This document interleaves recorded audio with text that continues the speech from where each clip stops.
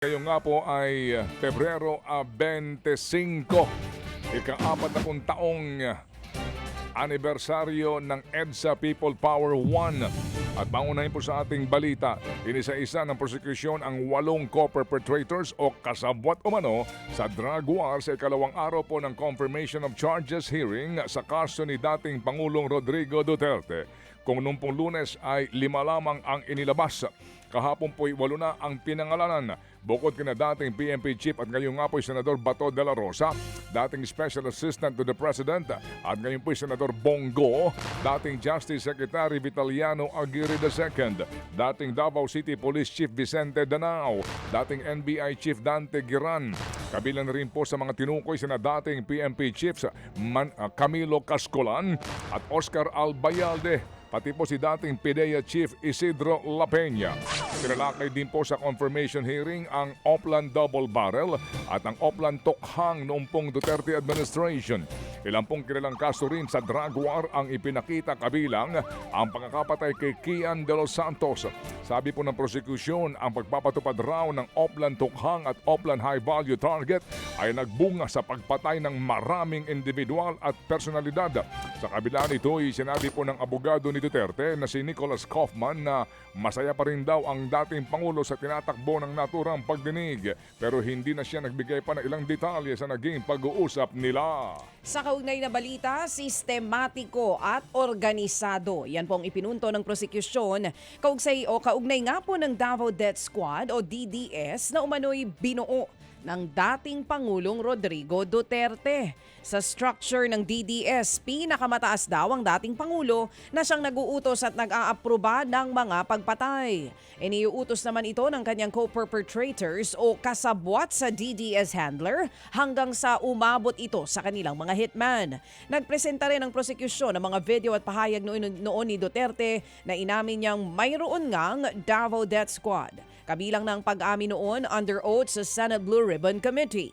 Nang mahalalang Pangulo, ginawa raw nationwide ni Duterte ang operasyon ng Davao Death Squad. Nabanggit din daw doon ni Duterte na siya ang aako ng responsibilidad sa madugong drug war. Sa kabila naman yan, una nang umapila ang abogado ni Duterte ni si Attorney Nicholas Kaufman sa ICC na ibasura ang mga alegasyon dahil walaan niya itong sapat na ebidensya at bunga lamang ng pamumulitika. Hindi po naman daw po pinanood ni Vice President Sara Duterte ang confirmation hearing ng kanyang amang si dating Pangulong Duterte sa ICC. Ayon kay VP Sara, hindi na raw siya umaasa na makakauwi pa ang kanyang ama sa Pilipinas. Gayunman, nagpasalamat pa rin po ang bise sa defense team ng kanyang ama. Hindi na rin daw ho ikinagulat ng bise nang banggitin ng prosekusyon ang mga kaalyadong senador na sina Bongo at De La Rosa bilang mga co-perpetrators o kasabwat sa war on drugs. Kaya naman payo po ng bise sa dalawang senador, kumuha na lang daw ng abogado na marunong sa batas ng ICC para matulungan sila kung sakaling masampahan nga ng kaukulang kaso. Lumantad nga sa isang press con kahapon ang 18 nagpakilalang dating miyembro ng Philippine Marines sa kanilang affidavit na iprinisenta ni Attorney Levito Baligod. Nagsilbi raw silang mga tauhan ng dating kongresistang si Zaldico.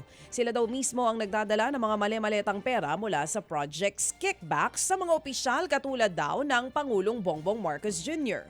Bagay na una na ring isiniwalat ni retired Marine Master Surgeon Orly Gutesa sa pagdinig ng Senado. Nagpakita pa si Baligod ng mga litrato na isinasakay ang mga maleta sa van at eroplano.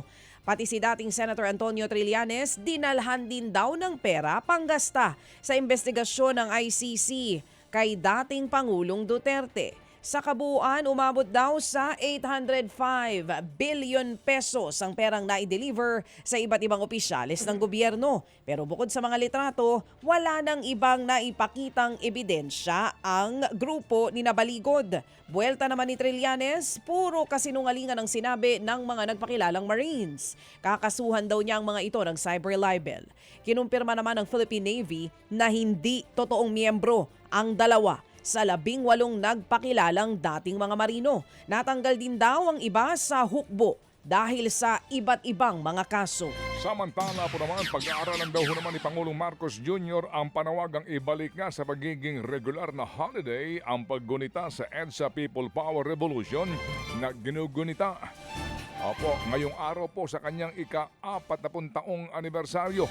Sagot yan ng palasyo, kaugnay pa rin po ng panukalang inihain para nga ito ay maging isa na pong regular na holiday. Isinusulong din po yan ngayon ni mamamayang Liberal Party List Representative Laila De Lima. Pagkilala daw po ito sa kabayanihan at mga sinapit na mga Pilipino sa ilalim po ng diktaturyang Marcos. Sa gina po ng anilay talamak na disinformation at historical revisionism, matandaan pong ipinag-utos ni Pangulong Marcos Jr. noong 2023 na gawing Special Working Day ang EDSA Revolution Anniversary. Mga kapatid, brothers and sisters, saan ka pa? Dito na tayo sa totoo. Dito na tayo sa True FM. Mga kapatid, mag-subscribe and follow po kayo sa social media accounts ng True Network PH. Yan po kami. Hanapin nyo lang True Network PH, Facebook, Instagram, YouTube, TikTok, and podcast. Mapa Apple or Spotify man yan, mahahanap nyo kami. Lahat ng mga napapanood at napapakinggan nyo po sa programa, nasa social media accounts namin yan. So, paano mga kapatid? See you sa social media!